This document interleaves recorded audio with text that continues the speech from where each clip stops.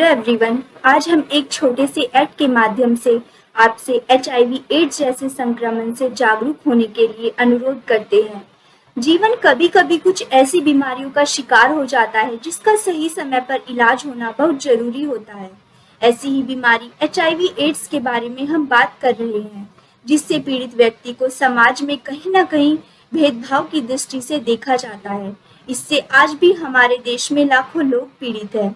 हमारा ये एक्ट इसी के ऊपर आधारित है कि कैसे अगर इंसान सही समय पर अपना इलाज करा ले, उसके आसपास के लोग और समाज जागरूक हो जाए तो कैसे इस बीमारी से बचा जा सकता है और इसके संक्रमण को रोका जा सकता है।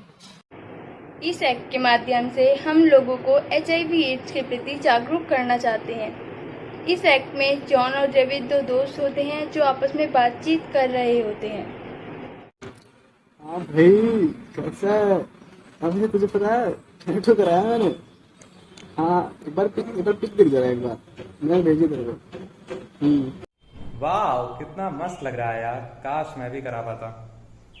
अचानक जॉन की तबीयत खराब होती है और वह अपना टेस्ट कराता है। हेलो जॉन जी, मैं संजीवनी हॉस्पिटल से बात कर रही हूँ।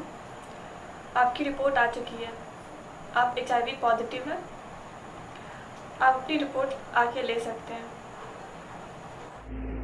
जॉन बहुत दुखी और उदास हो जाता है। उसको समझ नहीं आता कि उससे क्या गलती हो गई। ये सोचते सोचते वह अपनी मॉम को इस बीमारी के बारे में बताने जाता है। मम्मी,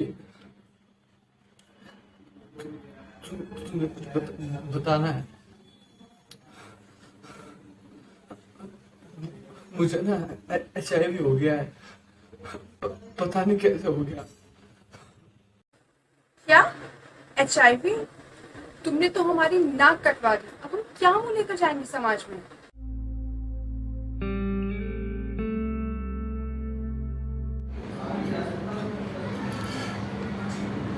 हेलो डेविड भाई, मुझे ना एचआईवी हो गई है भाई। क्या एचआईवी? कैसे, क्या हुआ भाई? पता नहीं भाई, मुझे पता कैसे हो गया यार। मैं तो आज तक किसी के साथ रिलेशन में भी नहीं आया। पता नहीं फिर मुझे बीमारी कैसे लग सकती है। मैंने सुना जॉन को एचआईवी है। ये तो छूने से फैलती है। मैं नहीं चाहती कि तुम्हें भी एचआईवी हो, इसलिए आज के बाद तुम जॉन से बात नहीं करोगे और ना तो उससे कोई दोस्ती रखोगे। जॉन पॉइजन की बोतल हाथ में लेकर अपनी मॉम और समाज के बारे में सोचता है कि उसके जीने का कोई मतलब नहीं बनता। उसका मर जाना ही बेहतर होगा।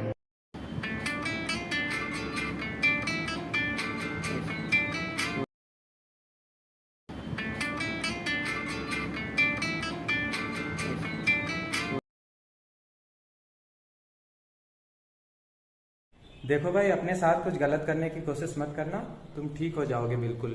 और पॉजिटिव थिंकिंग रखो हमेशा।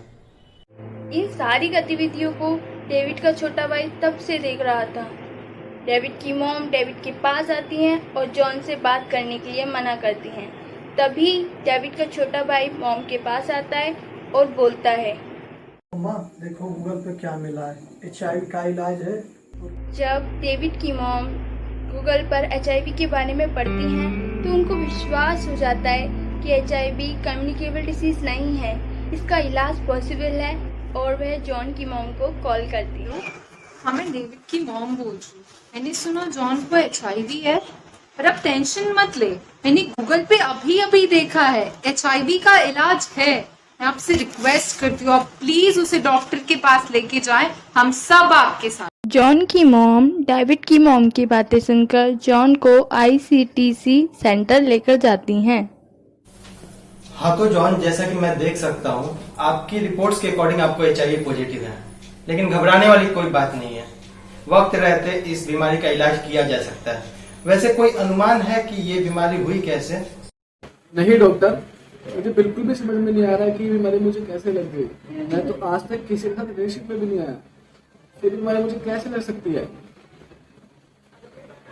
हाँ, मैंने रिसेंटली टैटू कराया था बस। अच्छा, इसका मतलब ये आपको टैटू के कारण ही हुआ है।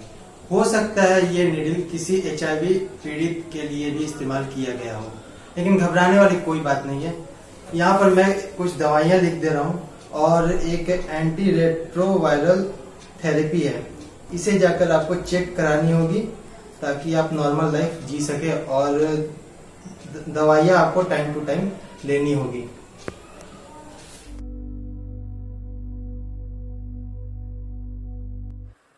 हमने सही वक्त पर जॉन का ट्रीटमेंट करवा दिया और इसीलिए जॉन की जान बच पाई। अगर मैं सही टाइम पर जागरूक ना होती और डॉक्टर की एडवाइस ना लेती तो शायद अब जॉन नहीं बच पाता।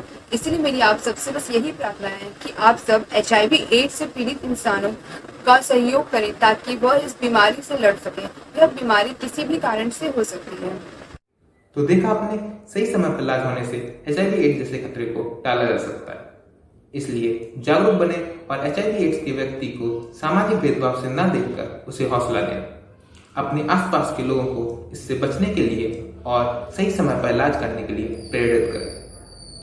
हम आपको इससे जुड़ी कुछ बातों से जागरूक कर देना चाहते हैं कि हम क्यों कह रहे हैं कि यह संक्रमण बहुत ही खतरनाक है और इसके लिए जागरूक होने की आवश्यकता है। HIV संक्रमण के बाद की वह स्थिति है जिसमें मानव अपने प्राकृतिक प्रतिरक्षण क्षमता खो देता है। HIV एड्स वर्तमान युग की सबसे बड़ी स्वास्थ्य समस्याओं में से एक है। यह एक महामारी है।